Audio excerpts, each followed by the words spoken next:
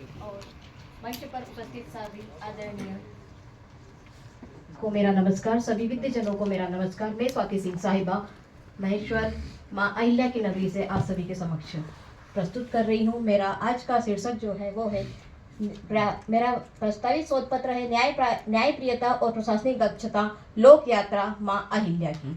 यह यात्रा जो जोड़ती है इतिहास को, जो इतिहास के पन्नों से उठकर वर्तमान तक अपनी प्रासंगिकता बनाए हुए है।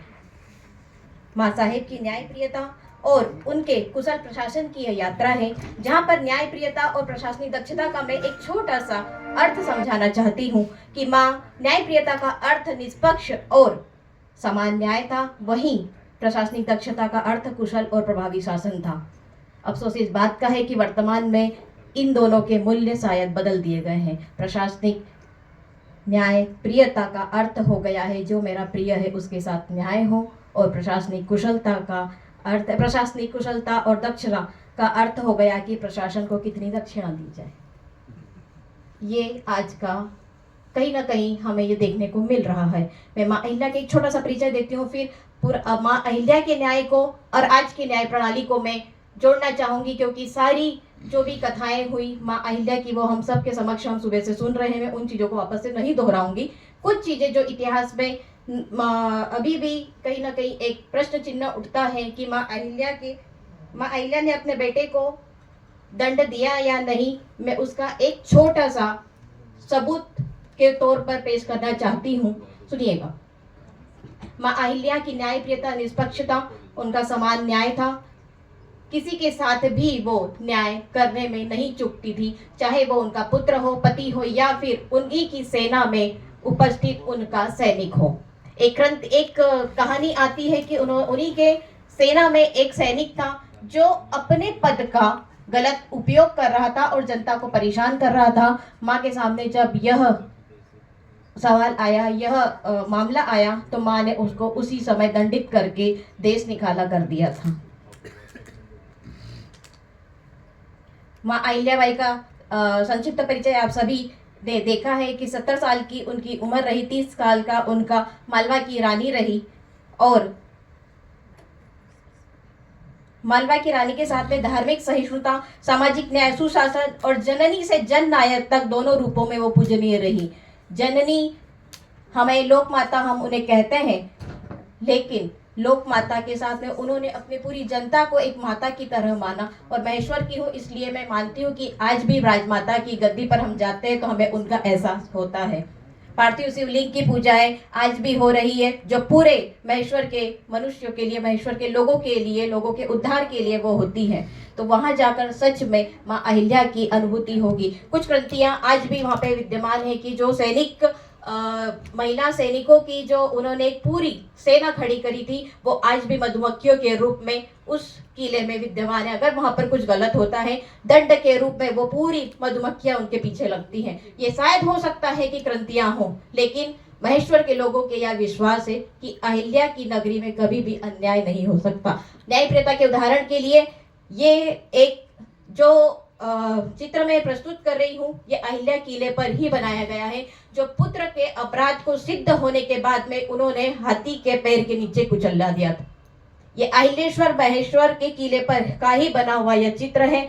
उनका सिद्धांत ये था कि न्याय सत्ता के ऊपर है। अफसोस इस बात का, वर्तमान में फिर सत्ता न्याय के ऊपर हो गई। जिसकी सत्ता होती है, विपक्षी सत्ता के घर ईडी का छापा चढ़ जाता है, और वही जब हमारे सत्ता में आ जाता है तो दूध का दूल्हा बन जाता है। यह एक कहीं ना कहीं प्रश्न खड़ा करता है हमारे न्याय प्रणाली को। उनके यहाँ कभी भी आम या खास में कोई भेद नहीं था, न्याय सबके लिए बराबर था। बात आगे करती हूँ मैं।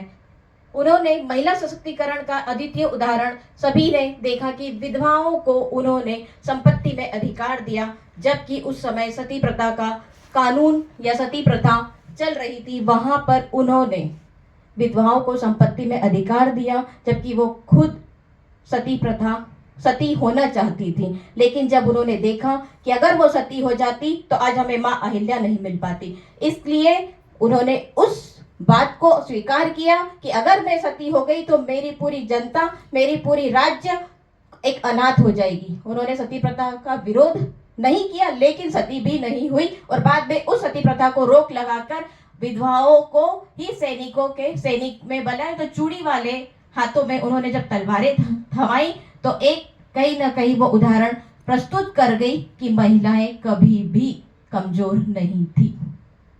ये बात सच है कि महिला सशक्तिकरण कहना हमारे आज के वर्तमान समय में कहीं ना कहीं ये हमारे खुद को ही एक प्रश्न चिन्ह, खुद को कटघरे में खड़ा कर देता है कि जहां पर वित्त मंत्रालय सबसे बड़ी देवी माँ लक्ष्मी के हाथों में जिस देश में रहा है, जहां रक्षा मंत्रालय हमारे सप्तशती में एक उदाहरण है। सनातन के लिए थोड़ा सा मैं धर्म के उधर जाना चाहूंगी कि सप्तशती में उदाहरण है कि जब देवताओं पे संकट आया था तो उन्होंने माँ जगदम्बा का आह्वान किया था, तो रक्षा मंत्रालय हमारे पास था। रक्षा मंत्रालय की जो सबसे बड़ी सैनिका थी वो हमारी माँ चामुंडा थी। एजुकेशन डिपार्टमेंट भी हमारे यहाँ माँ सरस्वती के पास था। फिर हमारे ही देश में सशक्तिकरण का कारण क्यों उठा, सशक्तिकरण करना हमारे ही देश में क्यों हुआ? विश्व गुरु कहलाने वाले देश में अगर सर्व शिक्षा अभियान का अभियान चलाना पड़े तो वो हमारे लिए कोई उपलब्धि नहीं है। उपलब्धि नहीं है। सरकारें आज इसी मुद्दों पर हमारे साथ खड़ी रहती कि हम सर्व शिक्षा करेंगे, बालिका पढ़ाओ और बालिका को जन्म दो।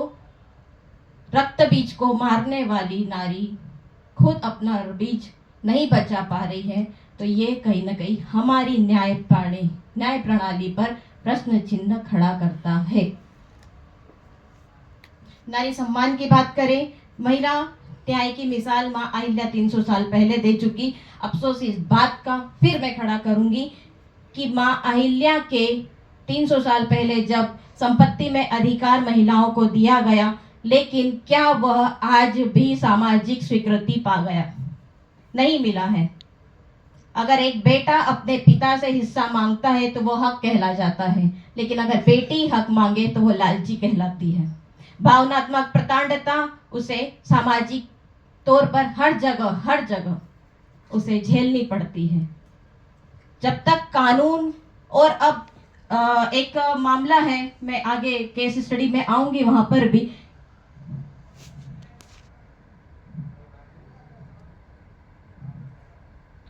भीमराव श्रीवास्तव बनाम यूपी सरकार ने एक लंबी लड़ाई लड़ी अपने भाई से संपत्ति में अधिकार की, क्योंकि एक भाई ने एक बहन को पिता की संपत्ति में अधिकार देने का मना कर दिया था, जबकि 300 साल पहले हमें माँ खुद महिलाओं को संपत्ति में बराबरी का अधिकार दिलवा चुकी थी। हमारे यहाँ सबसे बड़ी विडंबना यही है कि हमारे यहाँ कानून बन जा रहे हैं, लेकिन सामाजिक स्वीकृति उस चीज को नहीं मिल पा रही है। हाई कोर्ट ने 2016 में ये साबित किया, 2012 में ये साबित किया कि महिलाओं को भी पिता की